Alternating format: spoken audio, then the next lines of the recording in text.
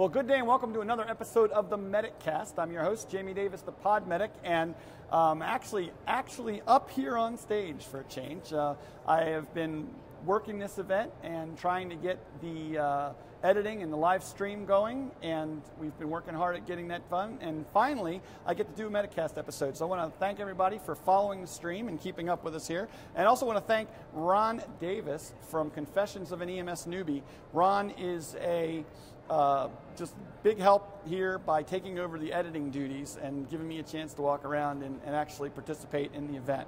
So we're going to go ahead and move forward here. I do want to say we're at EMS World Expo 2011 in Las Vegas. And I tell you, I say this all the time, if you haven't been to one of these major events, you have to make an effort to come in and do one. It is just incumbent upon you as a professional EMS person to get to one. Even if it's a local event in your community, start wherever you can. It's a great place to network, great way to learn, and a great way to do something to improve yourself as a medical person. Also want to thank our studio sponsors today. Medtronic Foundation is sponsoring us along with their Heart Rescue Project. And we're going to go ahead moving forward here and thank our very special episode sponsor too. You know, Bariatrics was one of our product innovators at a recent show because it's just coming up with a great way to solve a problem.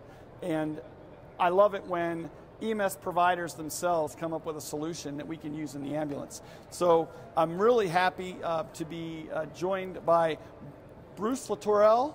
Is that correct? I'm terrible with pronunciation. I can't even pronounce my own name half the time.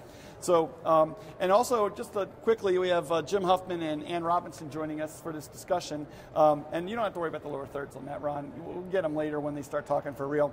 But Bruce, let's talk a little bit about this. First of all, thank you very much for sponsoring the MedicCast and coming in and helping us out with the show here.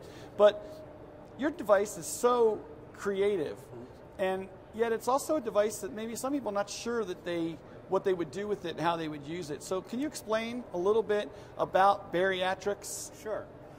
The way I start is I go over a definition of what is a bariatric patient. A lot of people think 700 pounds, 600 pounds, 1,000 pounds. In reality, any patient that is too big for your current equipment is a bariatric patient. A 250-pound patient, which might seem normal to most services, could be a bariatric patient if they're very short, only 3 feet high. They would be much wider than a regular patient and be taxing on any type of equipment you could put them on, backboard or stretcher. That's where our device comes in. We thought, how can we help these patients where you do not need a bariatric truck, you do not need a bariatric stretcher. Your current stretcher, behind me I have a Furno model that holds 700 pounds. You need to fit up to a 700-pound patient on that device. Our device allows that to happen. And explain a little bit about that, because it's really not about weight for most bariatric patients. It's about width. Exactly. And they hang over the device and they make it unsafe to actually operate, and they feel unsafe. Yes, the large abdominal mass. You've seen the patients where, you know, skinny arms, skinny legs, but just a large abdominal mass. You get them on a backboard or a stretcher, you find that they're listing one side or another. That abdominal mass, when they're laying down, is now free-floating, not being held down by gravity, other than wanting to go left and right.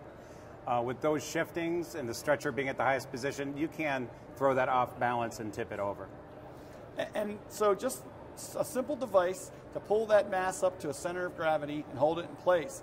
Not only does it make them less wide and fit on a normal stretcher, but also enables them to feel more secure themselves when they're, you know, it's frightening. They let somebody else give over trust, let somebody else carry you in that situation. I've heard time and time again from the larger population that we've taken saying, last time I was on an ambulance, I felt like I was falling. I didn't feel safe. I had a lot of anxiety. With your device on, I feel safer. I don't feel like I'm going left or right. And their blood pressure and pulse is reflective of that. It's actually lowered in studies that we've seen where less anxiety, patients more comfortable, it reflects in their vital signs. Just a little more, feeling a little more secure. I know, Ann, you picked this device for us as your innovation sponsor, or innovations product choice at the last event. What was it that drew you when you looked at this device? Well, with the increase in the obesity in our population, I think it's important that we find ways to be able to meet the need of our patients. And this was just very creative, and it's taking care of a population that there aren't a lot of devices for to be able to accommodate. And that's the best thing about our device. It can be used immediately. It takes less than a minute to put on. It takes less than 10 minutes to be trained on via video. You can keep it in your truck for the off chance that you need it. You can turn an entire fleet of vehicles into a bariatric fleet.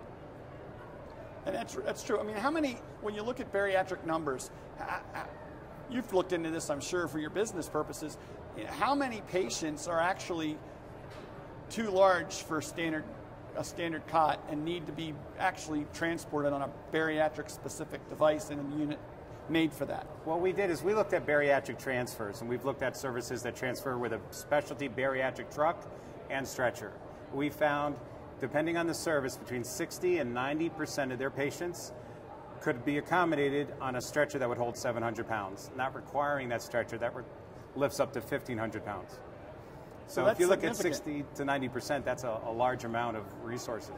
And in most cases, I know in my system, we have a bariatric device, a bariatric stretcher. You have to send an ambulance, you have to leave a stretcher in a station, send an ambulance to go get it while you've got an ambulance on the scene. They drive halfway across the county, they pick up the device. We've timed it to our district. It's usually about a 40-minute round trip while you're on the scene waiting for the device to arrive. It's not a way to treat a critical patient. It's very easy, even during a regular transfer, to have miscommunication. You go to a transfer that's an hour away for a 200-pound patient, and when you get there, it's 200 kilograms.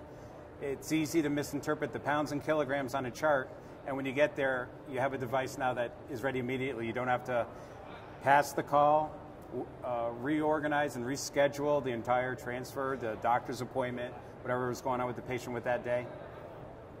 It makes a huge impact. The other piece that I like about it is you can fold it up, and it doesn't take up much room to store it in the ambulance. It's not, we're not needing a whole different stretcher or even a different vehicle. It's all just right there compact. And Jim, you and I were talking about that earlier about, really, they say, well, look, it'll fit in this empty ambulance over here. Yeah. Has anybody ever seen an empty ambulance in the field? I mean, they're packed to the gills. There isn't a whole lot of free space. Often when you buy a new tool or a new device, it's really, what am I going to take off? Because I've got to now make room for this. It's 8 inches by 24 inches by maybe 4 inches thick, and you can roll it up. You can fold it in half. You can fold it into fours if you got the time.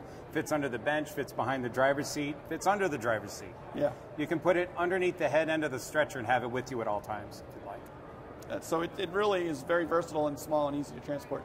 Well, Bruce, again, thank you. It's Bariatrics, and it's spelled with the animal bear instead of B-A-R. It's B-E-A-R. And then iatrics.com. And like everything, we're very proud to say it's made in America, and we're planning to keep it that way. Yeah, well, and it's my biggest thing is it's two EMS professionals that have come up with a way to make our transport simpler, but also to improve patient care, not just medical care, but their own sense of well-being and their safety, which is an important part of that patient's well-being.